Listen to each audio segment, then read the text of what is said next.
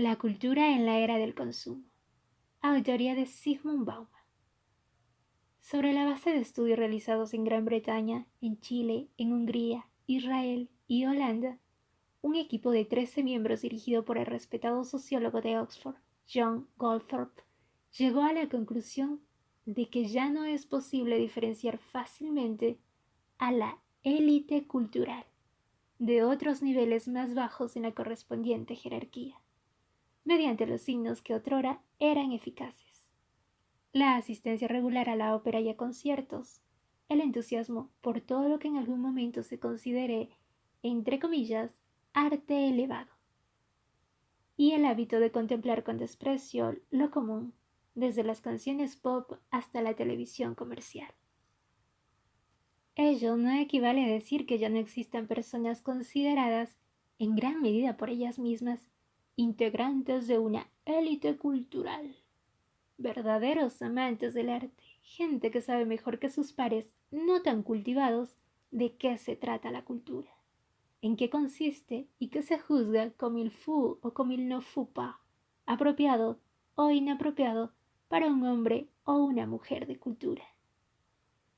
Excepto que, a diferencia de aquellas élites culturales de la modernidad, ya no son connoisseurs, conocedoras en el sentido estricto de menospreciar el gusto del hombre común o el mal gusto de los ignorantes.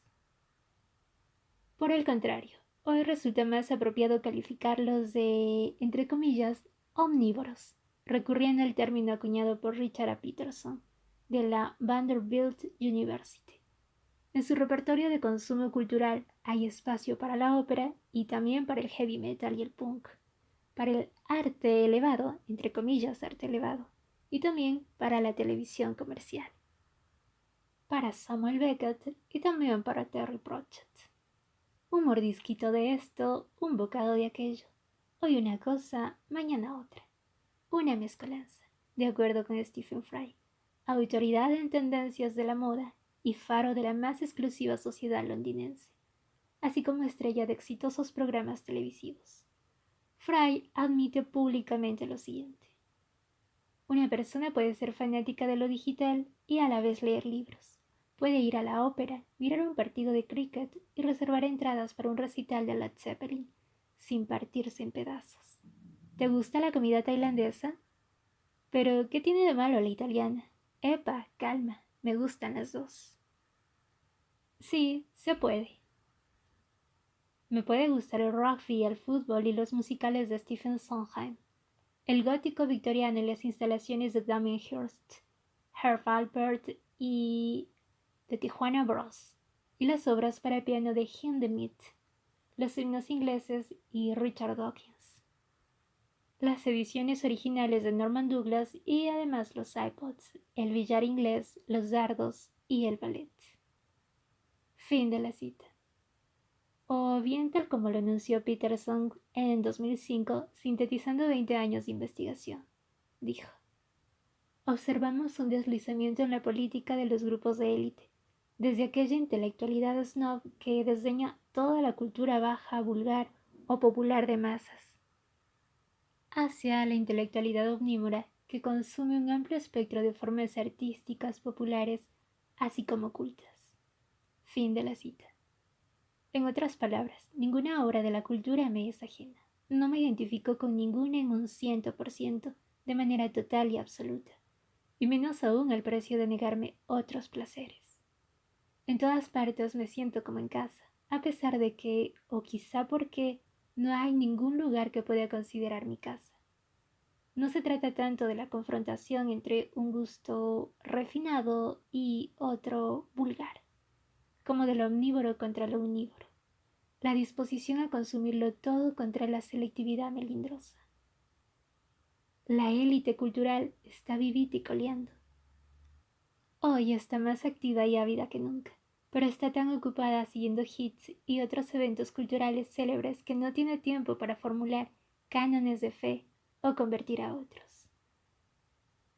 Aparte del principio de no ser puntilloso, no ser quisquilloso y consumir más, no tiene nada que decir a la multitud unívora que está en la base de la jerarquía cultural.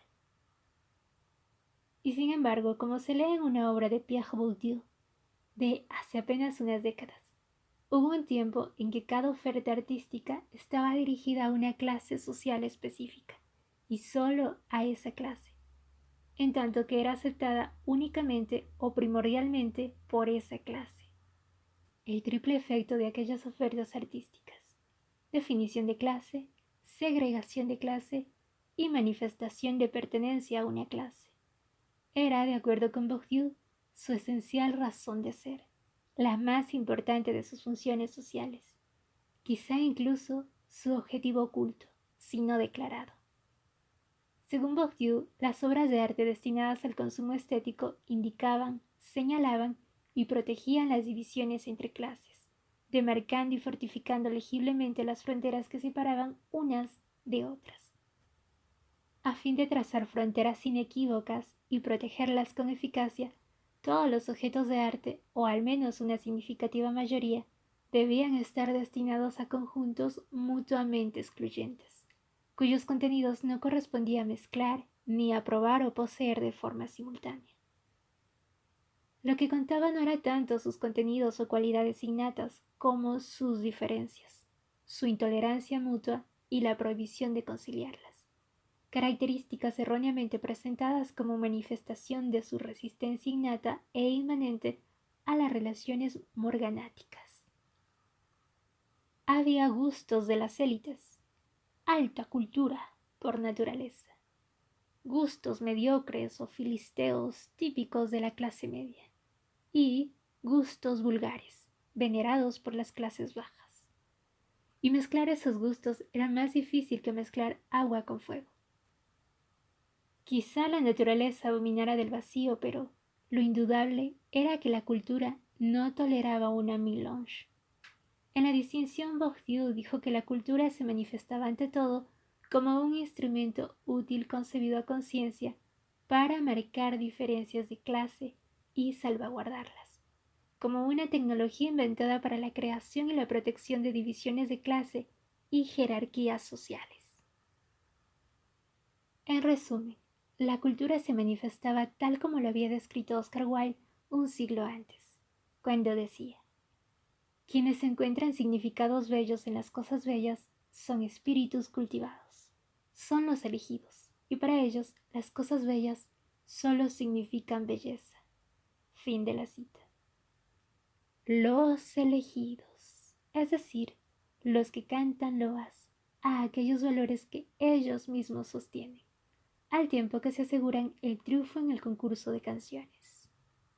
Es inevitable que encuentren significados bellos en la belleza, ya que son ellos quienes deciden qué es la belleza. Incluso antes de que comenzara la búsqueda de la belleza, ¿quiénes, si no los elegidos, decidieron dónde buscarla? En la ópera y no en el music hall o en un puesto de feria. En las galerías y no en las paredes de la ciudad o en las reproducciones baratas que decoran las casas obreras y campesinas. En volúmenes con tapas de cuero y no en la gráfica del periódico o en otras publicaciones que se adquieren por centavos. Los elegidos no son elegidos en virtud de su percepción de lo bello, sino más bien en virtud de que la aserción de esto es bello es vinculante precisamente porque la han pronunciado ellos y la han confirmado con sus acciones. Sigmund Freud creía que el saber estético busca en vano la esencia, la naturaleza y las fuentes de la belleza, sus cualidades inmanentes, por así decir, y suele ocultar su ignorancia en una torrente de pronunciamientos pomposos, presuntuosos y, en última instancia, vacíos. Decreta Freud: la belleza no tiene una utilidad evidente, ni es manifiesta su necesidad cultural, y sin embargo la cultura no podría vivir sin ella. Fin de la cita. Pero, por otra parte, tal como sugiere Bourdieu, la belleza tiene sus beneficios y hay una necesidad de que exista. Aunque los beneficios no son, entre comillas, desinteresados como aseveraba Kant, son beneficios de todos modos. Y si bien la necesidad no es necesariamente cultural, es social, y es muy probable que tanto los beneficios como la necesidad de distinguir entre belleza y fealdad o entre delicadeza y vulgaridad perduren mientras existan la necesidad y el deseo de distinguir la alta sociedad de la baja sociedad. Así como al conocedor de gustos refinados de quienes tienen mal gusto, de las vulgares masas, de la plebe y de la chusma. Luego de considerar atentamente estas descripciones e interpretaciones, queda claro que la, entre comillas, cultura, es decir, un conjunto de preferencias sugeridas, recomendadas e impuestas en virtud de su corrección, excelencia o belleza, era para los autores citados en primer lugar y en definitiva una fuerza socialmente conservadora. A fin de demostrar su eficacia en esta función, la cultura tenía que poner en práctica con igual tesón dos actos de subterfugio aparentemente contradictorios. Tenía que ser tan enfática, severa e inflexible en sus avales como en sus censuras, en otorgar como en negar entradas, en autorizar documentos de identidad como en negar derechos de ciudadanía. Además de identificar qué era deseable y recomendable por ser, entre comillas, como debe ser, familiar y acogedor, la cultura necesitaba significantes para indicar qué cosas merecían desconfianza y debían ser evitadas a causa de su bajeza y su amenaza encubierta. Letreros que advierten como más allá de los confines de Roma en los mapas antiguos y que son leones. Aquí hay leones. La cultura debía asemejarse al náufrago de aquella parábola inglesa aparentemente irónica, pero de intención moralizante que, a fin de sentirse como en casa, es decir, de adquirir una identidad y defenderla con eficacia, tuvo que construir 3 moradas en la isla desierta donde había zozobrado su barco. La primera era su vivienda, la segunda era el club que frecuentaba todos los sábados, y la tercera cumplía la sola función de ser el lugar cuyo umbral el náufrago no debía cruzar, y en consecuencia evitó cruzar asiduamente en todos los largos años que pasó en la isla. Cuando fue publicado hace más de 30 años, la distinción de Bourdieu puso patas arriba el concepto original de cultura nacido con la Ilustración y luego transmitido de generación en generación. El significado de cultura que descubría, definía y documentaba Bourdieu estaba a una distancia remota del concepto de cultura tal como se lo había moldeado e introducido en el lenguaje corriente durante el tercer cuarto del siglo XVIII, casi al mismo tiempo que el concepto inglés de refinement y el alemán de Bildung. De acuerdo con su concepto original, la cultura no debía ser una preservación del status quo, sino un agente de cambio, más precisamente un instrumento de navegación para guiar la evolución social hacia una condición humana universal. El propósito original del concepto de cultura no era servir como un registro de descripciones, inventarios y codificaciones de la situación imperante, sino más bien fijar una meta y una dirección para las iniciativas futuras. El nombre cultura fue asignado a una misión proselitista que se había planeado y emprendido como una serie de tentativas cuyo objeto era educar a las masas y refinar sus costumbres, para mejorar así la sociedad y conducir al, entre comillas, pueblo, es decir, a quienes provenían de las profundidades de la sociedad hacia sus más altas cumbres. La cultura se asociaba a un rayo de luz que pasaba bajo los aleros para ingresar a las moradas del campo y la ciudad, llegando a los oscuros escondrijos del prejuicio y la superstición que, como tantos otros vampiros, se creía, no sobrevivirían a la luz del día. De acuerdo con el apasionado pronunciamiento de Matthew Arnold en su influyente libro con el sugestivo título Cultura y Anarquía, 1869, la cultura, decía, procura suprimir las clases sociales, difundir en todas partes lo mejor que se haya pensado o conocido en el mundo, lograr que todos los hombres vivan en una atmósfera de belleza e inteligencia. Fin de la cita. Además, de acuerdo con otra opinión expresada por Arnold en su Introducción a la literatura y dogma, 1873, la cultura es la combinación de los sueños y los deseos humanos con el esfuerzo de quienes quieren y pueden satisfacerlos. Decía, la cultura es la pasión por la belleza y la inteligencia, y más aún, la pasión por hacerlas prevalecer. Fin de la cita. La palabra cultura ingresó en el vocabulario moderno como una declaración de intenciones, como el nombre de una misión que aún era preciso emprender. El concepto era tanto un eslogan como un llamado a la acción. Al igual que el concepto que proporcionó la metáfora para describir esta intención, el concepto de agricultura que asociaba a los agricultores con los campos que cultivaban, exhortaba al labrador y al sembrador a que araran y sembraran el suelo árido para enriquecer la cosecha mediante el cultivo.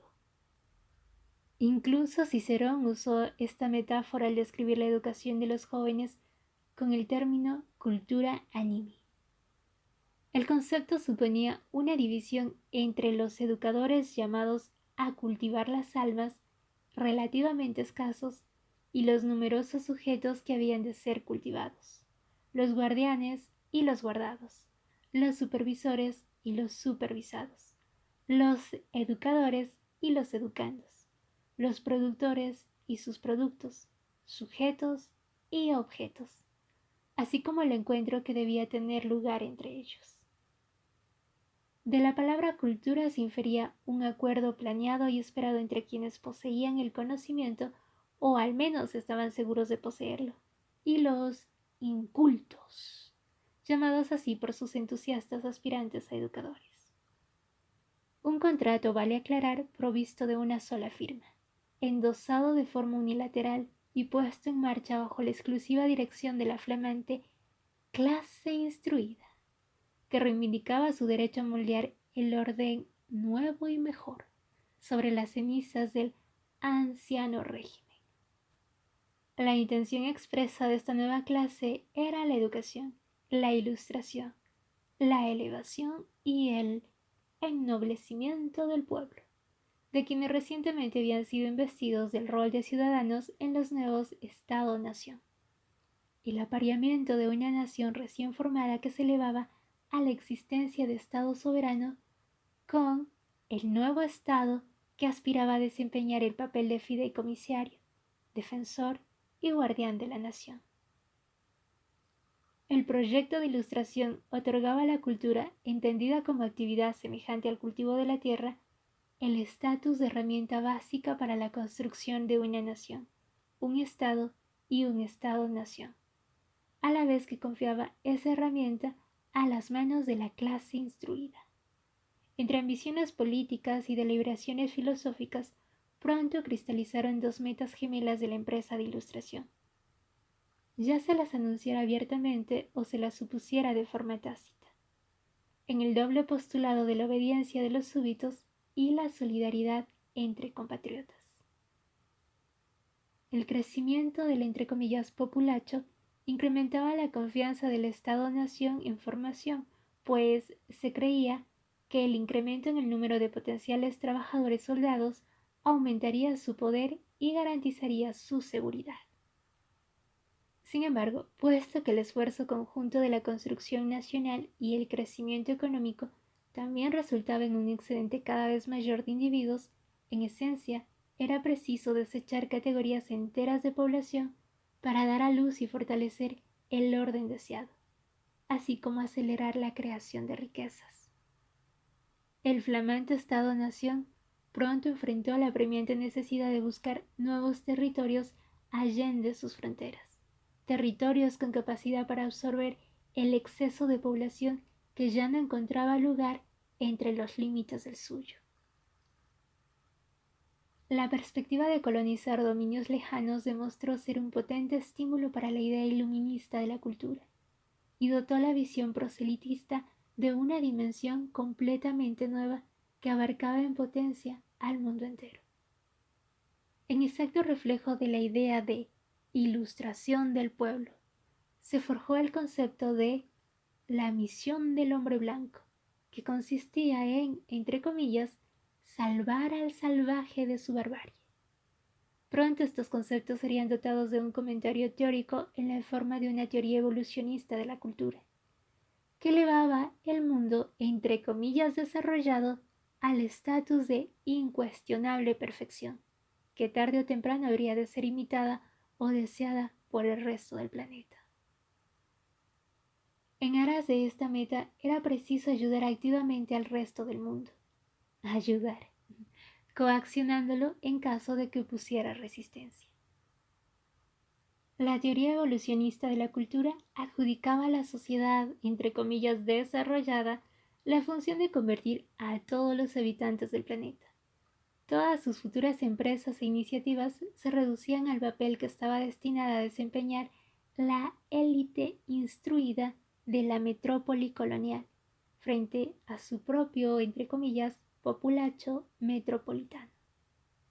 Bourdieu concibió su investigación, recabó los datos y los interpretó en el preciso momento en que estas iniciativas comenzaban a perder su ímpetu y su sentido de dirección. Y en términos generales ya estaban exánimes, al menos en la metrópolis donde se tramaban las visiones del futuro esperado y postulado, aunque no tanto en las periferias del imperio, desde donde las fuerzas expedicionarias eran llamadas a volver mucho antes de que hubieran logrado elevar la vida de los nativos a los estándares adoptados en las metrópolis. En cuanto a estas últimas, la ya bicentenaria Declaración de Intenciones había logrado establecer en ellas una amplia red de instituciones ejecutivas, financiadas y administradas principalmente por el Estado, con suficiente vigor como para apoyarse en su propio ímpetu, su rutina arraigada y su inercia burocrática. Ya se había moldeado el producto deseado, un, entre comillas, populacho transformado en un cuerpo cívico, y se había asegurado la posición de las clases educadoras en el nuevo orden, o al menos se había logrado que fueran aceptadas como tales.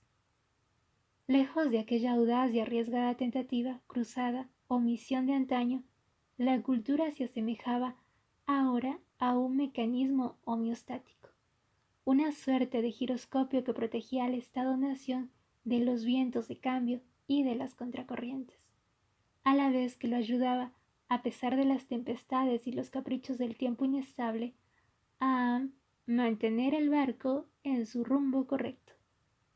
O bien, como diría Talcott Parsons, mediante su expresión por entonces en boga, permitir que el sistema recobre su propio equilibrio. En resumen, la cultura dejaba de ser un estimulante para transformarse en tranquilizante. Dejaba de ser el arsenal de una revolución moderna para transformarse en un depósito de productos conservantes. La cultura pasó a ser el nombre de las funciones adjudicadas a estabilizadores, homeostatos o giróscopos. Cuando Bourdieu la captó, inmovilizó, registró y analizó a la manera de una instantánea en la distinción, la cultura se hallaba en pleno cumplimiento de estas funciones, que pronto se revelarían como efímeras. Bourdieu no logró sustraerse al destino del proverbial búho de Minerva, esa diosa de toda sabiduría.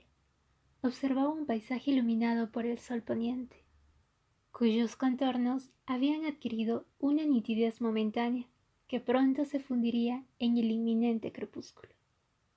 Lo que captó en su análisis fue la cultura en su etapa homeostática, la cultura al servicio del status quo, de la reproducción monótona de la sociedad y el mantenimiento del equilibrio del sistema, justo antes de la inevitable pérdida de su posición, que se aproximaba a paso redoblado.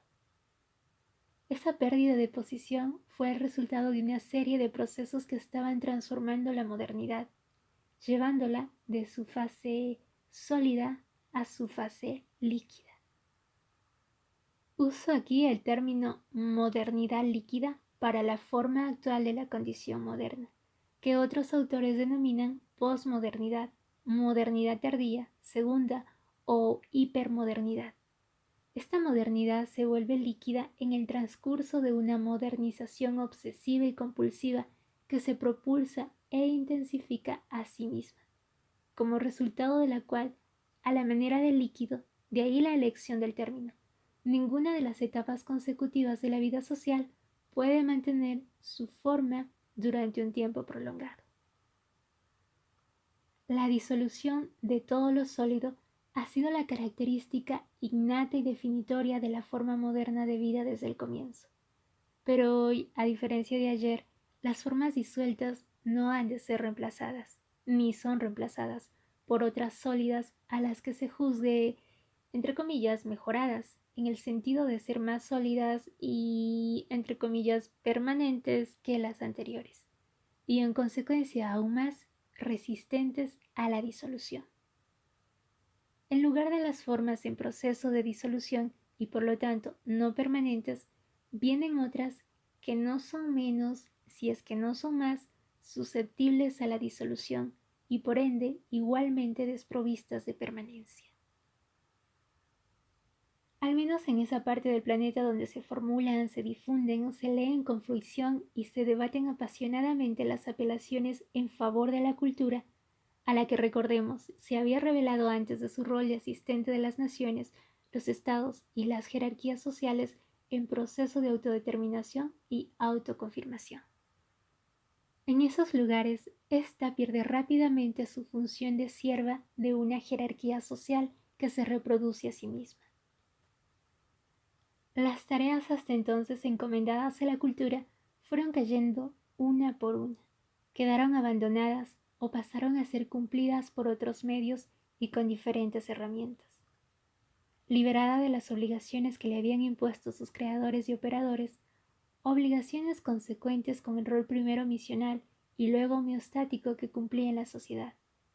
La cultura puede ahora concentrarse en la satisfacción y la solución de necesidades y problemas individuales, en pugna con los desafíos y las tribulaciones de las vidas personales.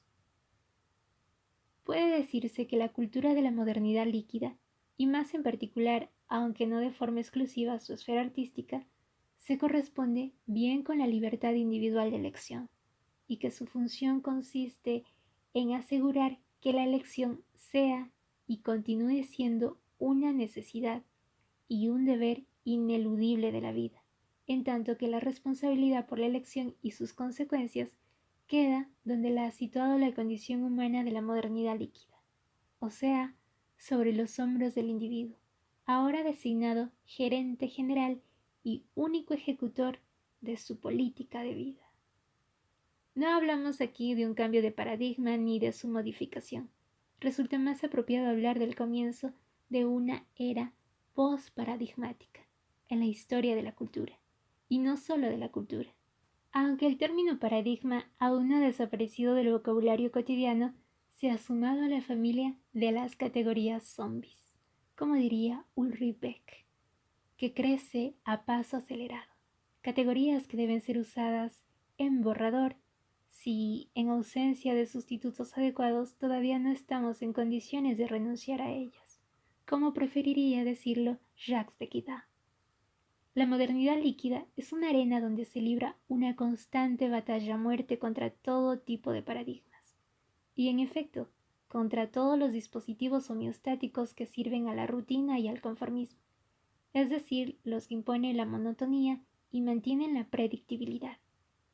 Ello se aplica tanto al concepto paradigmático heredado de la cultura como a la cultura en sentido amplio, es decir, la suma total de los productos artificiales o el excedente de la naturaleza hecho por el ser humano, que a aquel concepto intentó captar, asimilar intelectualmente y volver inteligible. Hoy la cultura no consiste en prohibiciones, sino en ofertas. No consiste en normas, sino en propuestas. Tal como señaló antes Bourdieu, la cultura hoy se ocupa de ofrecer tentaciones y establecer atracciones, con seducción y señuelos en lugar de reglamentos, con relaciones públicas en lugar de supervisión policial, produciendo, sembrando y plantando nuevos deseos y necesidades en lugar de imponer el deber.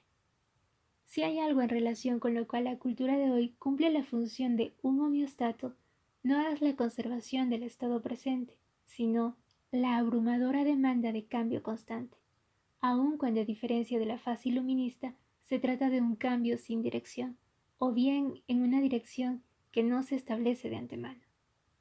Podría decirse que sirve no tanto a las estratificaciones y divisiones de la sociedad como al mercado de consumo orientado por la renovación de existencias. La nuestra es una sociedad de consumo. En ella, la cultura, al igual que el resto del mundo experimentado por los consumidores, se manifiesta como un depósito de bienes concebidos para el consumo.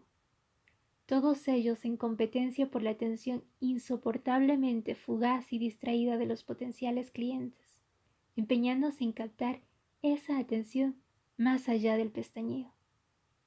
Tal como señalamos al comienzo, la eliminación de las normas rígidas y excesivamente puntillosas, la aceptación de todos los gustos con imparcialidad y sin preferencia inequívoca, la, entre comillas, flexibilidad de las preferencias, el actual hombre políticamente correcto para el carácter irresoluto, así como las elecciones transitorias e inconsecuentes constituyen la estrategia que se recomienda ahora como la más sensata y correcta.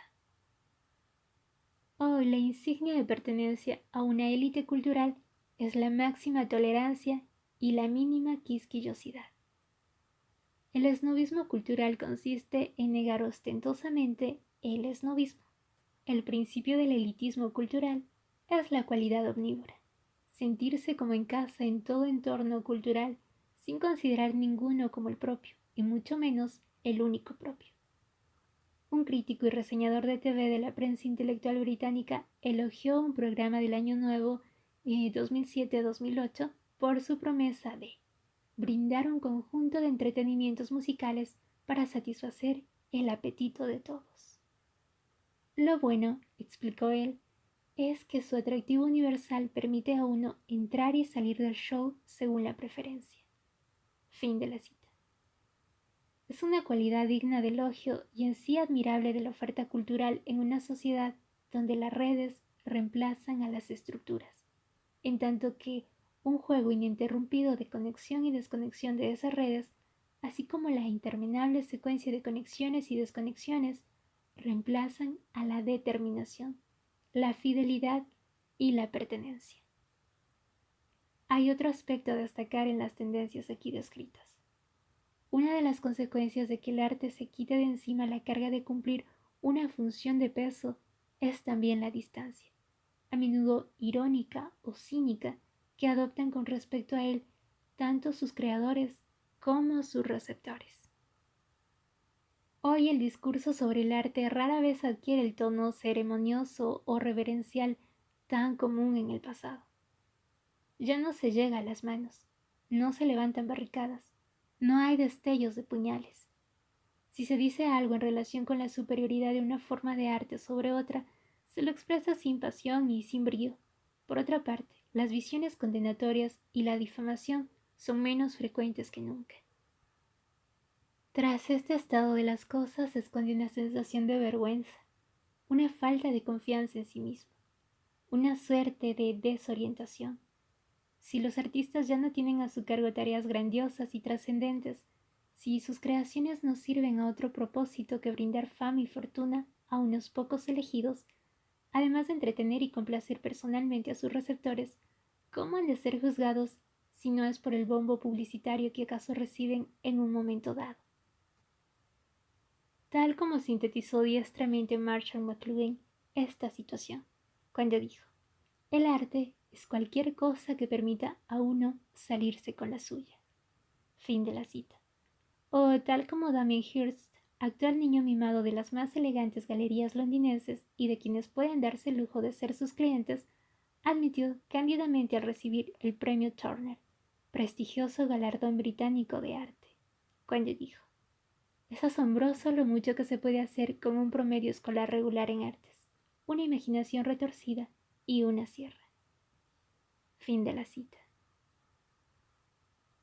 Las fuerzas que impulsan la transformación gradual del concepto de cultura en su encarnación moderna líquida son las mismas que contribuyen a liberar los mercados de sus limitaciones no económicas, principalmente sociales, políticas y étnicas. La economía de la modernidad líquida orientada al consumo se basa en el excedente y el rápido envejecimiento de sus ofertas, cuyos poderes de seducción se marchitan de forma prematura.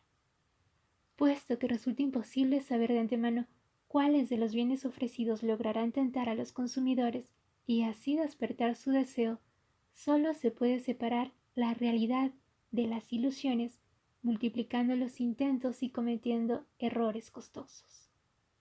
El suministro perpetuo de ofertas siempre nuevas es imperativo para incrementar la renovación de las mercancías, acortando los intervalos entre la adquisición y el desecho, a fin de reemplazarlas por bienes, entre comillas, nuevos y mejores.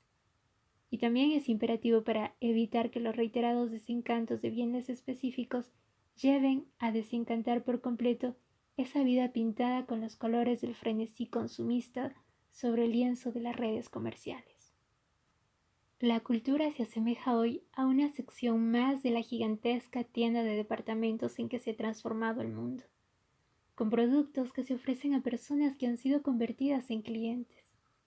Tal como ocurre en las otras secciones de esta mega tienda, los estantes rebosan de atracciones que cambian a diario.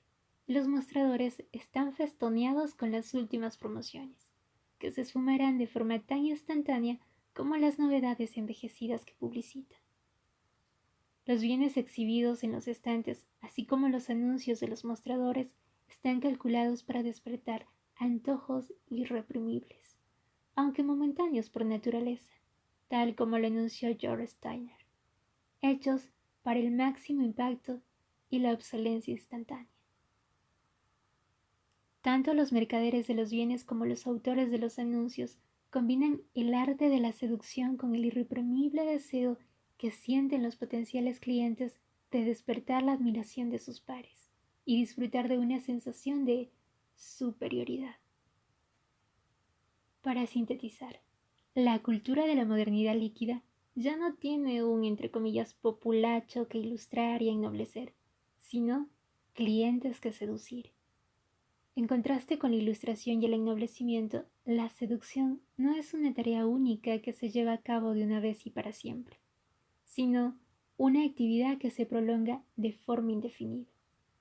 La función de la cultura no consiste en satisfacer necesidades existentes, sino en crear necesidades nuevas, mientras se mantienen aquellas que ya están afianzadas o permanentemente insatisfechas. El objetivo principal de la cultura es evitar el sentimiento de satisfacción en sus ex súbditos y pupilos hoy transformados en clientes, y en particular contrarrestar su perfecta, completa y definitiva gratificación, que no dejaría espacio para nuevos antojos y necesidades que satisfacer. Traducción por Lilia Mosconi.